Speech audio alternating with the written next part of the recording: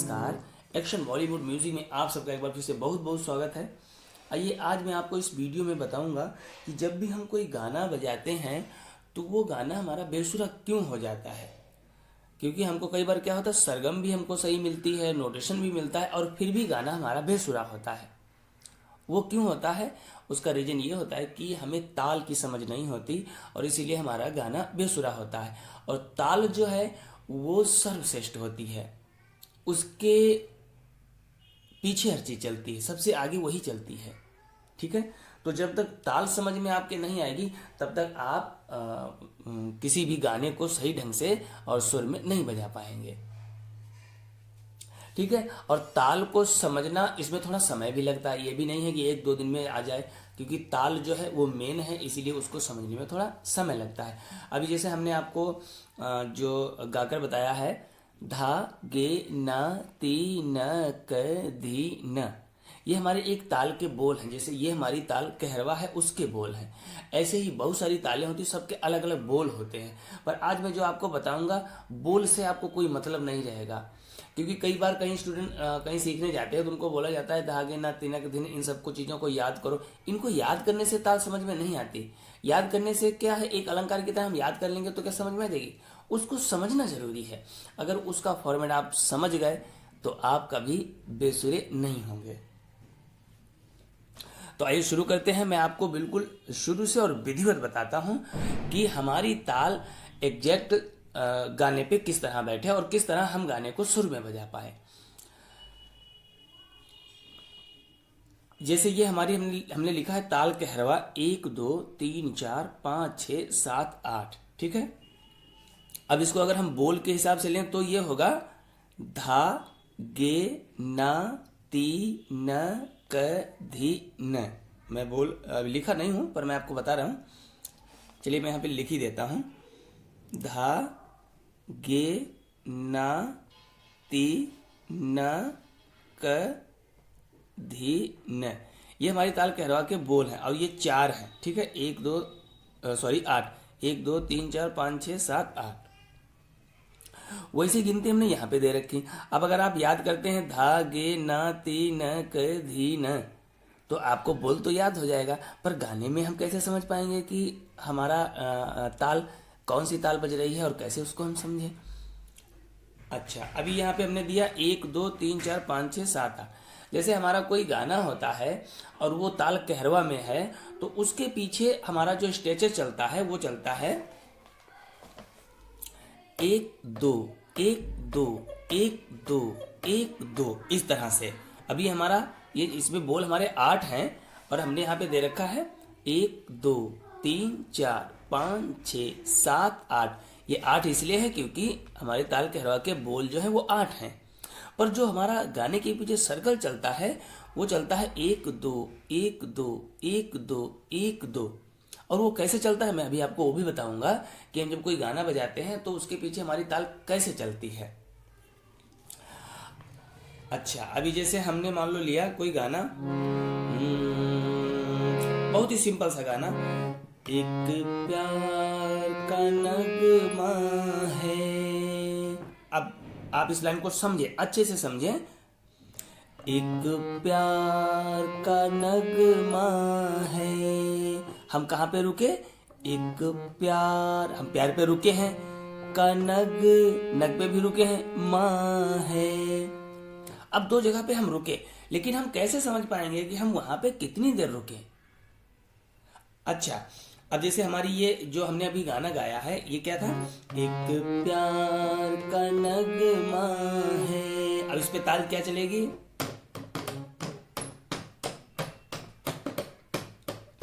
अगर बोल के हिसाब से लें हम तो धागे ना तीनक धीना, धागे ना तीनक धीना, वो उस ताल का स्वरूप है।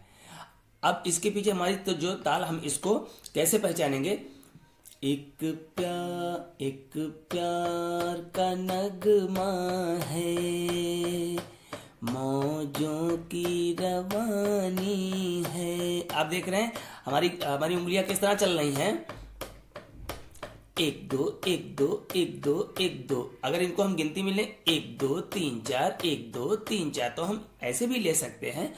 पर हमारा जो सम है वो हमारी ताल कहरवा में और 3 ताल में हमेशा 1 और 2 पे चलता है। ये जोड़ा चलता है, जोड़ा के ही फ्रेज बनते हैं। कहीं पे 4 का फ्रेज बन जाएगा तो कहीं पे 2 का, और सबसे ज्यादा 2 का फ्रेज होता है। हर पहली मात्रा आपको सम दे रही है, 1 2 1 2 1 2 1 2 1 2 1 2 1 2 1 प्यार। अब देखो एक कहां से उठा, एक फट से फर्स्ट मात्रा से उठा, एक एक प्यार का नगमा है, 1 2 1 2 1 2। कोई भी गाना जो हमारा होता है उसके पीछे हमारी ताल ऐसे ही चलती है, 1 2 1 2 1 2 1 2। अच्छा, अभी जो हमने लिया गाना, अब हमने अभी आपको बताया था कि इस गाने में हम कितनी देर कहाँ पे रुके, ये हम कैसे पहचानेंगे, आइए उसको भी देखते हैं।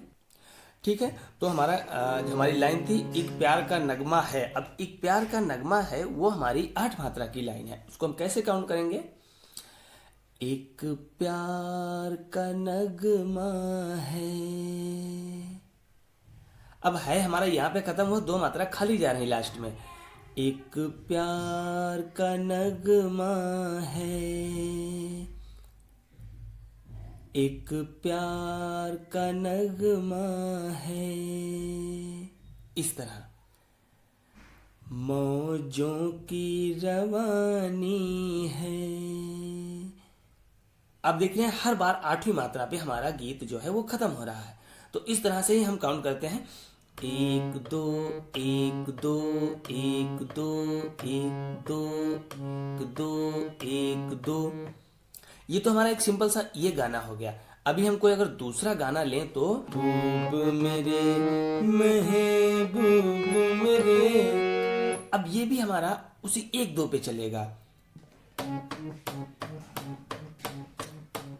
महबूब मेरे महबूब मेरे, तू है तो दुनिया कितनी हंसी है। आप देख रहे हैं बिल्कुल सटीक ताल पे हमारा जो है गीत चल रहा है, और हमारा टेम्पो क्या चल रहा है, 1 2 1 2 1 2 1 2, महबूब मेरे। और जब 1 2 चलता है तो हमारा हर पहली मात्रा पे सम आता है। ठीक है, और कहरवा 3 ताल दोनों में हमेशा ये 2 का जोड़ा चलता है। तो आपको हमेशा ये याद रखना है, 1 2 1 2 1 2 1 2, ये हमारा सर्कल चलता है। और ये जो ताल होती है, जो ताल कहरवा है, ये विद्वानों ने हमारे खाली धागे ना तिनक दिन उसके बोल बनाए हैं। बाकी ये ताल हमारी नेचुरल ताल है, ये हमारी प्रकृति की बनाई हुई है। ये किसी विद्वान ने या किसी उस्ताद ने नहीं बनाई, ये प्रकृति की देन है। हर व्यक्ति के अंदर ताल है, हर व्यक्ति ताल में ही काम करता है। जैसे मैं आपको 2 बहुत ही सिंपल से उदाहरण देता हूं।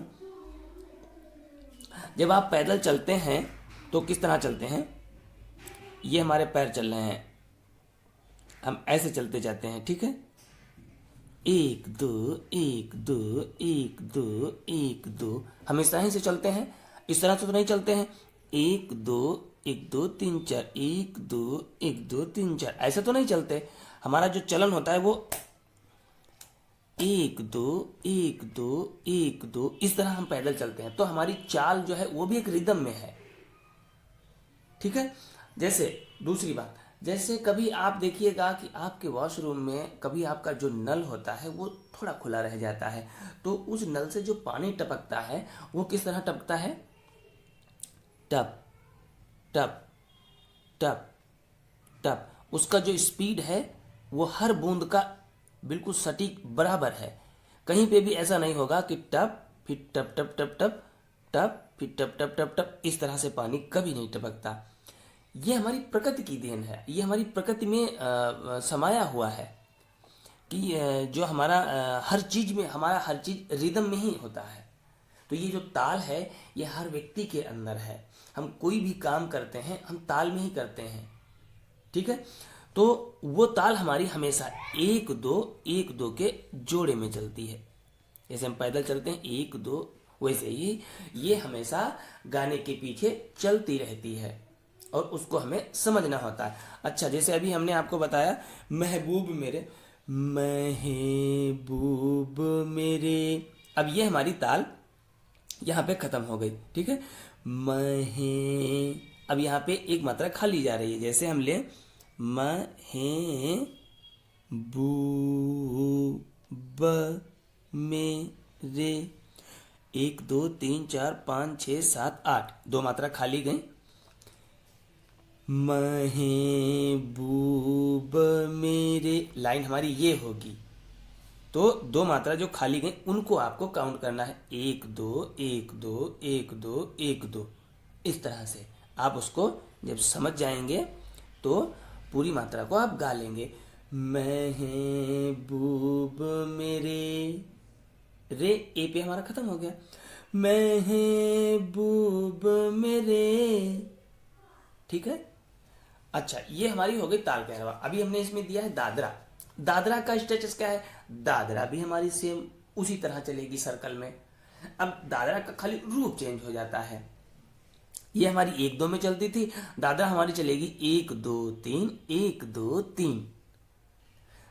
धा धिन्ना धा तिन्ना, धा धिन्ना धा तिन्ना, ठीक है। अब इसमें कैसे चलेगी? 1 2 3 1 2 3 1 2 3 1 2 3 1 2 3 1 2 3 1 2 3 1 2 3 1 2 3 1 2 3 1 2 3 1 2 3 1 2 3 1 2 3। आए हो मेरी जिंदगी में तुम बहार बनके, आए हो मेरी जिंदगी में तुम बहार बनके। 1 2 3 1 2 3 1 2 3 1 2 3 1 2 3 1 2 3 1 2 3। आप समझ रहे होंगे। अब हमारा जो दादरा है वो इस तरह से चलता है, टक टक टक टक। वो कंटिन्यू, जैसे घोड़े की चाल होती है तो घोड़ा भी इसी तरह आप देखिएगा कभी चलता है। ये हमारी दादरा ताल है। दादरा में हमेशा हमारे फ्रेजेस जो हैं वो 1 2 3 के बनते हैं। जैसे मैं आपको ये भी बताता हूँ। अच्छा, इसमें 1 2 3 4 5 6 दिया हुआ है, पर जो हमारा उसका जो मेन उद्देश्य होता है, जो उसका मेन स्वरूप है, वो हमेशा 1 2 3 का ही होता है। 4 5 6 इसलिए लिया जाता है क्योंकि हमारे बोल 6 हैं, धा धिन्ना धा तिन्ना। अब धा धिन्ना और फिर यहीं से हमारा नीचे को लौटता है धा तिन्ना, क्योंकि उसका स्पीड आप समझ रहे होंगे। धा धिन्ना धा तिन्ना, हम यहाँ तक आए फिर यहाँ से पीछे चले गए क्योंकि आवाज का लचान जो है वो पीछे को है। धा धिन्ना धा तिन्ना धा धिन्ना धा तिन्ना, ठीक है। तो ये हमेशा 1 2 3 में चलता है। अब जैसे इस पे हम कोई गाना ले लें, सीधा सा सिंपल सा, जीना यहाँ, छठी मात्रा पे खत्म हो गया। जीना यहाँ मरना यहाँ, जीना जीना यहाँ। अगर इसको हम आपको ऐसे समझाएं तो जीना यहाँ, इस तरह जीना यहाँ। 2 मात्रा इसमें भी खाली जा रही हैं। तो इन मात्राओं को हमें समझना होता है, छोड़ना नहीं होता। इन्हीं मात्राओं को इग्नोर करते हैं लोग, इसीलिए वो बेसुरा होता है। और ये सब चीज़ें जो है हमको बंदिशों से आती हैं। हम कोई राग करते हैं तो आप राग में अगर किए होंगे तो आप देखते होंगे कि कहीं पे धा वर्ड है, उसका डैश आ जाता है, फिर पा है, फिर डैश आ जाता है। इस तरह से वो हमारी सरगम गीत और बंदिश बनाई जाती है। उसका रीजन यही होता है कि एक जो लाइन है वो भले 8 मात्रा की लाइन हो चाहे वो 16 मात्रा की लाइन हो, उसमें सरगम तो हमारा 10 ही जगह है, बाकी जगह जो खाली जा रहे हैं उनको हम कैसे पहचानें। इसलिए वो बंदिश और सरगम गीत का आपको प्रैक्टिस करवाया जाता है। और हर व्यक्ति मैंने देखा है कि बंदिश, जैसे उसको बंदिश बोलो, बंदिश प्रैक्टिस करनी या सरगम गीत प्रैक्टिस करना, तो वो उससे भागता है। अब जड़ तो यही है, जब आप जड़ से ही नहीं चलेंगे, आप सोचते हैं कि मैं डायरेक्ट गाने ही बजाने लगूं, तो गाना बजाने से पहले गाने का एक फॉर्मेट होता है, वो हमें समझना होता है। गाने की लाइन कितने मात्रा की है, गाना किस ताल में है, उसमें कौन सी ताल बज रही है।